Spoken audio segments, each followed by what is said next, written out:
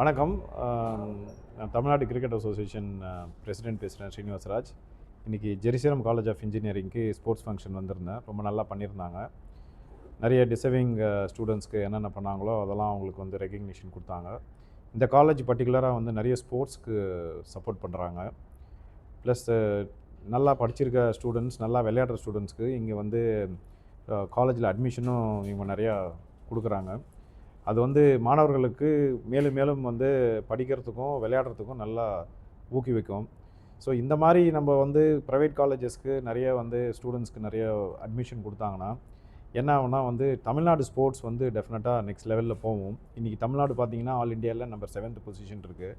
நமக்கு வந்து நம்பர் 1 பொசிஷனாக தமிழ்நாடு நாட் ஜஸ்ட் கிரிக்கெட்டு, எல்லா ஸ்போர்ட்லேயும் நம்பர் 1 ஆகணுன்றது தான் வந்து நம்மளுடைய ரெண்டு ஃபோக்கஸாக இருக்கணும். ஏன்னா வந்து நீங்கள் பார்த்தீங்கன்னா corporate in Tamil Nadu, especially Chennai பார்த்தீங்கன்னா கார்ப்பரேட்ஸும் காலேஜஸும் வந்து நிறைய ஸ்போர்ட்ஸ்க்கு ஏன்னா they spending money because they want to bring அப்.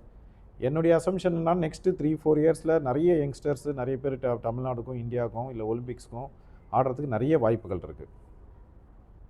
இப்போ நெக்ஸ்ட் லெவலில் கிரிக்கெட் தமிழ்நாடு கிரிக்கெட் டார்கெட் என்ன சார்? என்ன மாதிரி? இல்லை, நமக்கு தமிழ்நாடு கிரிக்கெட்டை பொறுத்த வரைக்கும் ஜூனியர்ஸ் ரொம்ப நல்லா பண்ணிட்டுருக்கோம். Under 16, Under 19, Under 23 நல்லா பண்ணிட்டுருக்கோம். நமக்கு நெக்ஸ்ட்டு வந்து seniors basically Ranji trophy win பண்ணணுன்றது தான் நம்மளுடைய முக்கியமான குறிக்கோள். இதை வந்து 1988 லாஸ்ட்டாக வின் பண்ணோம். இப்போ அது வின் பண்ணுறதுக்கு என்னென்ன பண்ணணுமோ அதுக்கு உண்டான எல்லா ஸ்டெப்ஸும் நான் வந்த அப்புறமும் எடுத்துருக்கிறேன். நம்ம கையில் நல்ல டேலண்ட் இருக்குது, நல்ல பிளேயர்ஸ் இருக்காங்க. பட் அவங்களுடைய பெஸ்ட்டு டேலண்ட்டை கொண்டு வந்தால் தான் நம்மளால் வந்து ரஞ்சி ட்ராஃபி அடிக்க முடியும். ஏன்னா 88 நம்ம ரஞ்சி ட்ராஃபி அடிக்கும்போது 22 பேர் தான் வந்து ரஞ்சி ட்ராஃபி டீம் ஆடிட்டு இருந்தாங்க ஸ்டேட்டு. இன்றைக்கி 37 ஸ்டேட்ஸ் இருக்குது கிரிக்கெட் ஆடிட்டுருக்கு. எல்லா ஸ்டேட்டுமே நல்லா ஆடிட்டுருக்காங்க. ஸோ அவங்கள நம்ம பீட் பண்ணி மேலே வந்து ரஞ்சி ட்ராஃபி வின் பண்ணால் நம்ம நிறைய எஃபர்ட்ஸ் போடணும். நம்ம கையில் பிளேயர்ஸ் இருக்காங்க, ஃபெசிலிட்டிஸ் இருக்குது. பட் அதை நம்ம பெர்ஃபார்மன்ஸாக கன்வெர்ட் பண்ணால் தான் நம்மளால் ரஞ்சி ட்ராஃபி வின் பண்ண முடியும். அதுக்கு உண்டான எல்லா முயற்சிகளும் நம்ம இப்போ எடுத்துக்கொண்டு இருக்கிறோம். இப்போ பொதுவாக வந்து கிரிக்கெட்னாலே வந்து கொஞ்சம் பணக்காரங்க விளையாடுவாங்க, அந்த மாதிரி இருக்குது. இந்த கபடி அந்த மாதிரி கீழே அந்த அடித்தட்டு மக்கள் போய் சேரலைங்கிறாங்க. இதுக்கு நீங்கள் ஏதாவது ஸ்பெசிஃபிக்காக எடுத்துகிட்டு வர போகிறீங்களா? இல்லை, கிரிக்கெட்டை பற்றி ஸ்பெசிஃபிக்காக கேட்டிங்கன்னா அது ரொம்ப பாப்புலர் ஆகிடுச்சு லாஸ்ட் 20 இயர்ஸ் 30 இயர்ஸ். நிறைய பேர் விளையாட ஆரம்பிச்சதுனால இப்போது கபடியும் நிறைய பாப்புலர் ஆகிடுச்சு. ஏன்னா கபடி ப்ரீமியர் லீக் வந்திருக்கு, நிறைய கார்ப்பரேட் வந்திருக்காங்க. எவ்வளோ கவர்மெண்ட்டால் வந்து ஓரளவுக்கு தான் சப்போர்ட் பண்ண முடியும். ஏன்னா பிகாஸ் அவங்களுக்கு வந்து ஒரு பட்ஜெட் இருக்குது ஸ்போர்ட்ஸுக்குன்னு. அதை மீறியும் தமிழ்நாடு ஸ்டேட்லேயும் பண்ணுறாங்க, இந்தியாலேயும் பண்ணுறாங்க.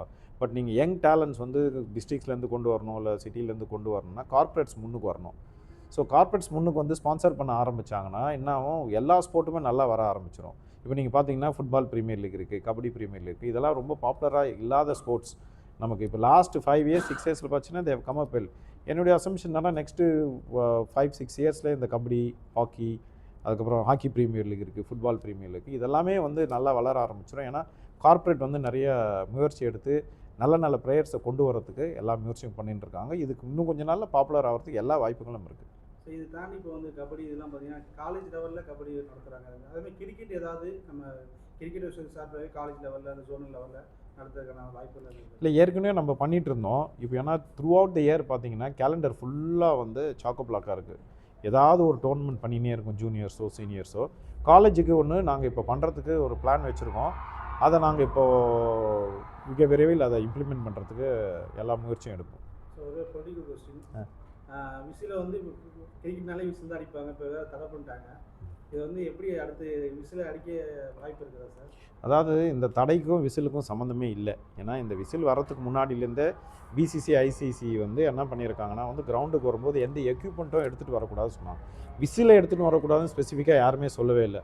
விசிலும் ஒன் ஆஃப் த எக்யூப்மெண்ட் உள்ளே எடுத்துகிட்டு வரக்கூடாது. ஏன் எடுத்துகிட்டு வரக்கூடாதுன்னு சொல்கிறாங்கன்னா வாட்டர் பாட்டில், விசிலு, ஃப்ளாக்லாம் பிளேயர்ஸ் மேலே தூக்கி எடுக்கணும். நம்ம கொடுத்துருக்கிற ரூல்ஸ் அண்ட் ரெகுலேஷனை ஃபாலோ பண்ணுறது தவிர இதில் nothing to talk about politic. நீங்கள் இந்த கேள்வியை கேட்பேன்னு என்கிட்ட சொல்லவே இல்லையா?